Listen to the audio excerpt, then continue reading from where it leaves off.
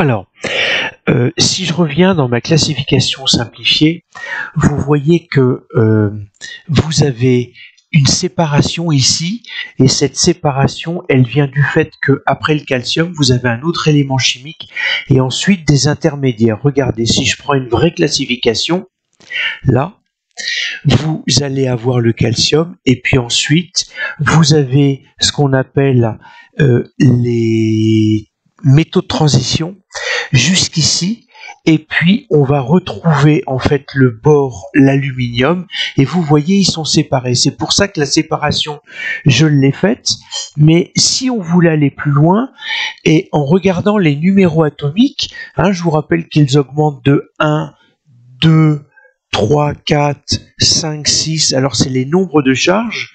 Quand j'arrive ici, au lantane, au 57e, il faut que je descende là au 58e, donc normalement, il faudrait encore élargir la feuille et on n'en a pas les moyens. Pour aller jusqu'au lutécium, le 71e, pour continuer sur le hafnium, le 72e, et une fois que vous êtes à l'actinium, le 89e, le thorium, le 90e, une fois que vous êtes au lawrencium, vous allez repartir au 104e, le rutherfordium. Voilà. Donc, ceci pour vous dire que finalement, la représentation qui est simplifiée, donc volontairement, on va éliminer les écritures. Je vous interpelle juste sur une chose. Là, j'ai pratiquement 40 nucléons dans le noyau. Là, je suis à 39. Donc, si j'augmente de 1 à chaque fois dans les numéros atomiques, attention, c'est pas forcément le cas à chaque fois pour tous les éléments. D'ailleurs, je suis en train de m'apercevoir que j'ai oublié le 24 ici. Donc, si vous prenez dans la classification, alors c'est surtout valable pour quand on avance, si vous avez le fer, vous voyez que vous avez 56 nucléons, ici vous en avez 59 pour le cobalt. Donc l'augmentation de 1 à chaque fois n'est plus valable au bout d'un certain temps. Alors ça c'était la première chose dont je voulais vous parler.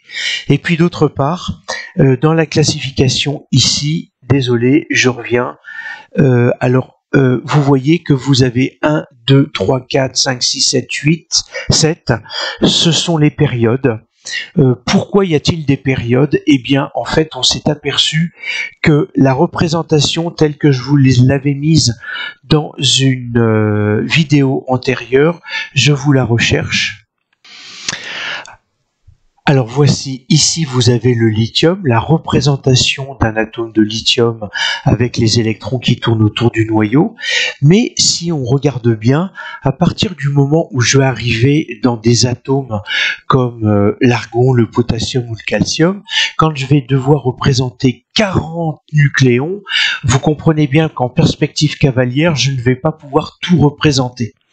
Mais ça veut dire aussi que j'ai 20 charges qui tournent autour du noyau et donc j'ai pas 20 électrons qui vont tourner comme ça, mais des résultats expérimentaux ont permis de mettre en évidence qu'il y avait des couches qui étaient plus ou moins proches du noyau. En fait, on s'est aperçu que pour